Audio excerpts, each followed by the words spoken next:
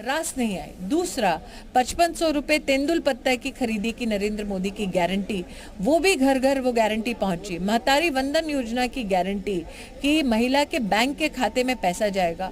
छत्तीसगढ़ में विशेष जो घोटाले कांग्रेस पार्टी ने किए, चाहे वो कांग्रेस का शराब घोटाला हो, चाहे वो महादेव ऐप का घोटाला हो, यहाँ तक कि पीसीएस मतलब सरकारी नौकरी की भर्ती में भी जिस प्रकार से कांग्रेस के नेताओं ने अपने समर्थकों के बच्चों को नौकरी दी, गरीब जनमानस के अधिकारों का हनन किया, उसके प्रति भी जनता का बहुत बड़ा रोष था, जो शायद दिल्ली के पावर के गलियारों में किसी के ध्यान में नहीं आया। लेकिन ये गांव-गांव बात फैल चुकी थी कि कांग्रेस पार्टी और विशेषतः गांधी खानदान छत्तीसगढ़ को कांग्रेस का एटीएम मान चुका था।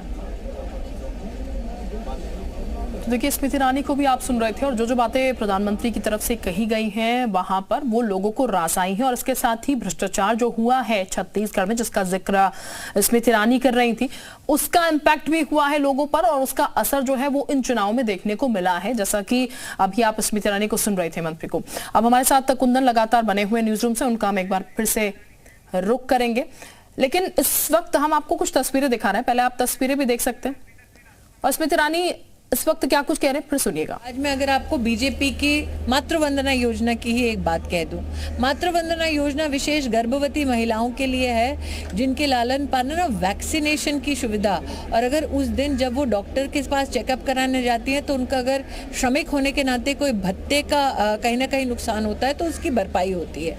उसकी वजह से क्या होता है, इंस्टीट्यूशनल डिलीवरी मतलब कि एक अस्पताल में महिला बच्चे को जन्म देती है तो का जो मृत्यु दर है वो घटता है। जो आपने घटते देखा है, शिशु की मृत्यु दर जो है वो घटते दिखती है, जो आपने देखी है। उससे जो आपका हेल्थ का इकोसिस्टम है वो और सुदृढ़ होता है और हेल्थ की दृष्टिकोण से जो खर्चे हैं टैक्स पेयर के वो कम होते हैं। तो आप एक वेल थॉट आउट पॉलिसी को फ्रीबी का स्वरूप नहीं दे सकते। फ्रीबी ये है जब वो कहते हैं कि आपको मुफ्त काम कुछ भी बांटेंगे जिसका राजनीतिक परिणाम हो सकता है लेकिन आर्थिक दुष्परिणाम होता है। जैसे कि अगर आज आप कांग्रेस के राजकीय इतिहास को देखें तो 10 साल यूपीए के उनकी राजनीति चलती थी, हम किसानों का लोन माफ कर देंगे। लेकिन किसानों के लोन माफ करने को उन्होंने महज एक ऐसा जामा पहनाया जो सिर्फ एक या किसी एक क्या कहते हैं आपको प्रस्तावना में उनके काम आई है, लेकिन धरा पर कभी भी किसान के पास वो बेनिफिट नहीं पहुंचा है। अगर आप उसको कंपेयर करें प्रधानमंत्री किसान सम्मान योजना के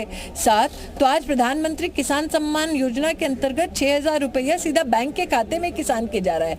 एमएसपी की अगर आप गारंटी करें तो आज आप अपने एग्रीकल्चरल प्रोड्यूस को बढ़ते क्यों देख रहे हैं? आज आप कहां से सतत 5 साल और नरेंद्र मोदी की गारंटी है कि गरीब को मुफ्त का राशन मिलेगा। तो एक बैलेंस इकोनॉमिक इंफ्रास्ट्रक्चर को हमारे प्रधानमंत्री ने देश में प्रस्तुत किया है जिसका फ्रीबीज से कोई लेना देना नहीं है।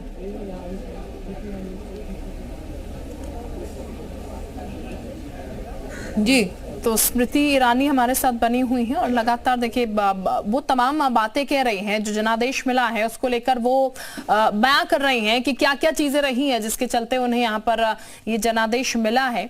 और ये हम आपको बता दें, चूंकि जो वादे किए गए प्रधानमंत्री की तरफ से जो फिलहाल ओवरऑल चीजें की जा रही हैं उसका भी एक बहुत बड़ा इम्पैक्ट रहा है, चाहे किसानों के लिए। 15 महीने रहे ना, यही तो फर्क है। कांग्रेस पार्टी के पास जो 15 महीने थे बताने के कि उनकी करनी और कथनी में कितना अंतर है, वही तो जनता भांप चुकी थी। 10 दिन में मैं राजस्थान में किसानों का कर्जा माफ करा दूंगा, ये किसने कहा था? राहुल गांधी ने कहा था। किस मुंह से फिर वो लौटे और जनता के मध्य में प्रचार कर रहे थे बेरोजगारी भत्ता दे दूं।